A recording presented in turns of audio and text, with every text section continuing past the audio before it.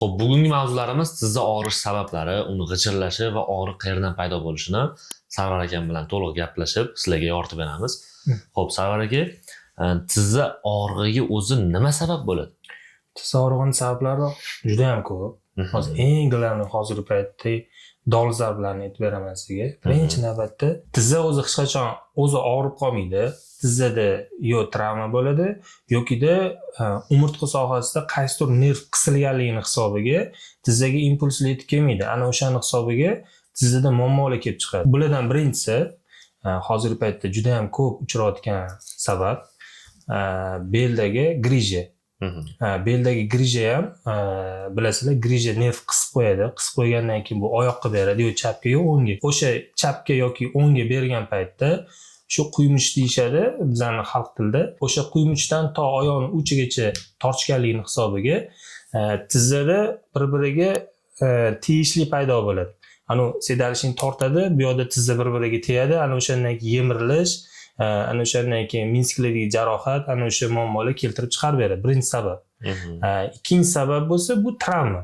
Misol uchun, o'sha futbol o'ynagan, yoshlikda qanaqadir yiqilib tushgan yoki zinadan yiqilib tushgan, toyib ketib qolgan shunaqa holatlar ham o'sha zinalardan yiqilib tushgandagi muammolar kelajakda ham o'zini asoratlarini keltirib chiqaradi. O'sha Minskdagi jarohatlar ham kelajakda juda ham katta tizzani og'rishiga, tizza bo'g'imi yemirilishiga sababchi bo'ladi. Xo'p, yana bir savolimiz bor. Tizza og'rishiga vazn ham sababchi bo'ladimi?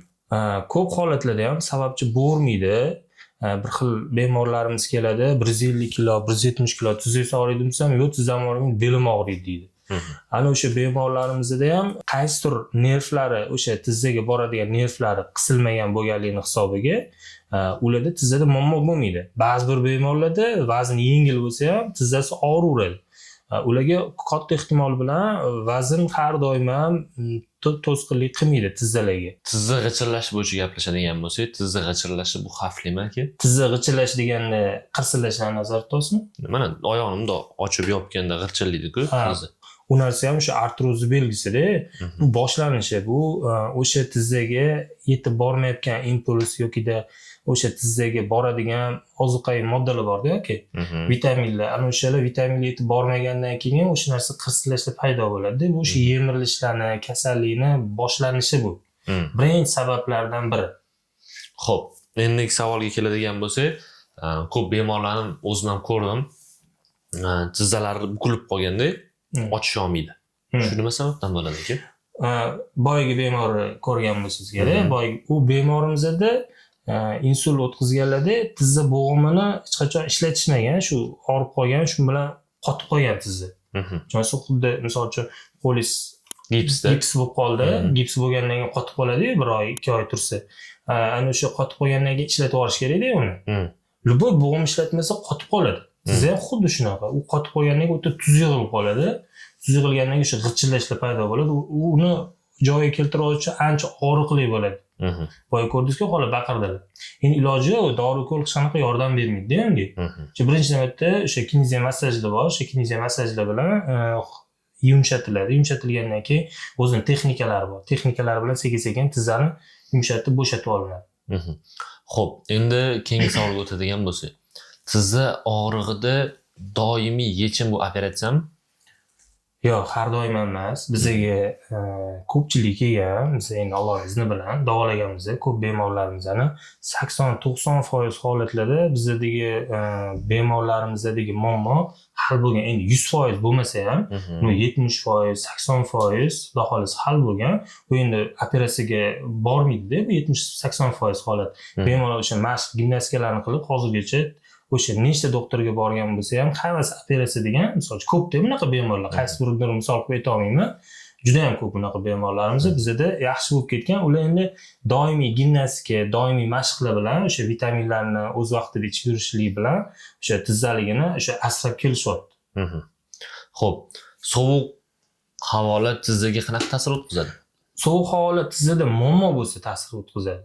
Muammo bo'lmasa o'tkazmaydi. Yo'q, muammo bo'lmasa o'tkazmaydi. Endi men ko'pincha ko'ryapman, bizga kelayotgan bemorlarimizni tizza og'rig'i bilan ko'p murojaat qilishyapti. Asosan ularning yoshi 50 dan oshgan onaxonlarimizda ko'proq bo'lyapti, otaxonlarimizda ko'proq bo'lyapti. Nimaga aynan shu yoshi katta insonlarda bu og'riq uchraydi? Xo'p, buning sabablaridan biri bizda bilasiz, otaxon onaxonlarimiz yoshlikda juda ham ko'p mehnat qilishgan. Hammaliga og'ir yukli ko'tarishgan. U kamida bir 20-30 kilo bemalol ko'tarish, ani chelaklarda ham suvlarni tashishgan, ikkitalab chelaklarda. Ular hammasi belga nagruzka tushgan. 80-90% holatlarda o'sha belga nagruzka tushganligini hisobiga o'sha qisilishi bo'ladi. Qaysi stenoz yo grija yo protruziya yo osteoxondroz o'shunaqa qisilishi bo'lganligini hisobiga o'sha tizzaga impuls yetib bormaydi. Yetib bormagandan keyin u yillar davomida o'sha aytganingizdek o'sha 40-50 atrofida 40 plus kasalliklar kelib chiqadi. Shularning orqasidan. Ya'ni shunda yillar o'tgan sari insonning tanasi уже слабый bo'lish boshlaydi. Ya'ni o'zini oldingi holatini yo'qotish boshlaydi. O'shanda sekin-sekin kasalliklar qo'zg'ashi. Ana shunaqa.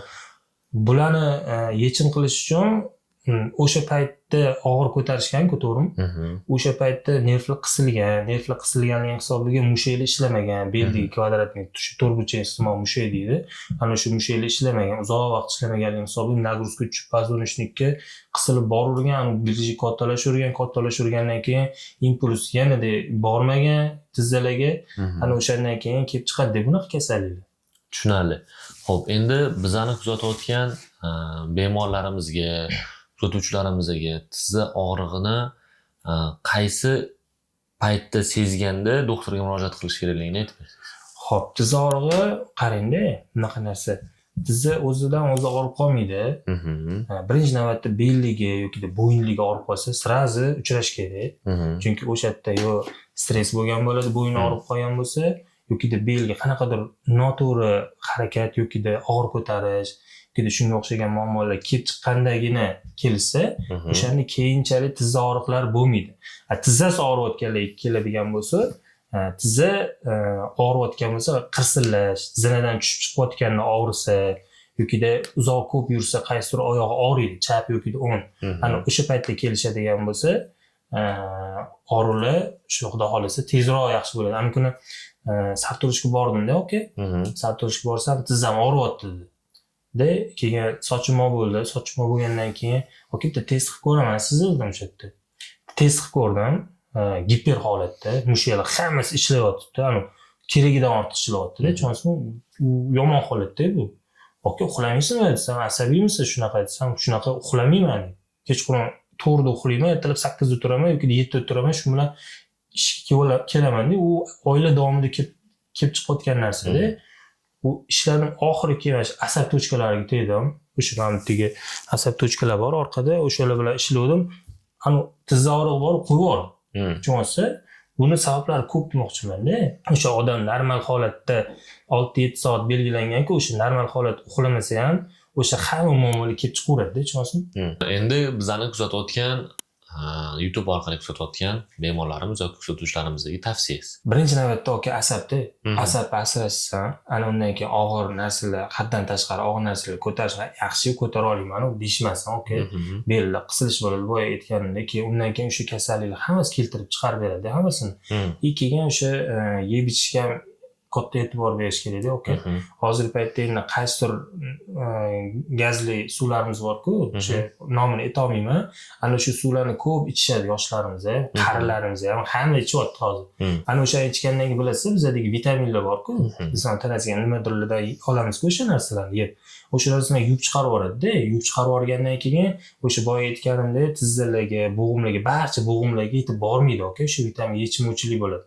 O'sha yetishmovchilik bo'lgandan keyin, oka, o'sha boya kasalliklar sekin-sekin kelib chiqib keladi-da. O'shaning uchun har doim sog'lom ovqatlanishsin, og'ir ko'tarishmasin, shu asabiylashmasin, oka. O'shanda xudo xolasa uzoq umr sog'lom hayot kechirishadi inshaalloh. Xudo xolasa. Xo'p, agar sizda tizza og'rig'i, tizzangizda g'ichirlash yoki tizzangizda uvishlar, qanaqadir tizzadagi shishlar bo'ladigan bo'lsa, Rahmatullayev neyrokinezologiya klinikasida siz bu kasalliklarda davo topishingiz mumkin. Bizani qayerda joylashgan degan savol bilan qiynashingiz mumkin. Bizani filiallarimizga keladigan bo'lsangiz, Samarqand shahrida, Namangan viloyatida bor. Undan tashqari Toshkent shahrida ham o'zimizni klinikamiz bor. Sizga ma'qul kelgan joyda siz o'zingiz ekrandagi nomerlar orqali bog'lanib, konsultatsiya olib, bemalol tashrif buyurishingiz mumkin bo'ladi. Videomiz foydali bo'lgan bo'lsa, layk bosib, bizani kommentariyada qo'llab-quvvatlab qo'ysangiz xursand bo'laman.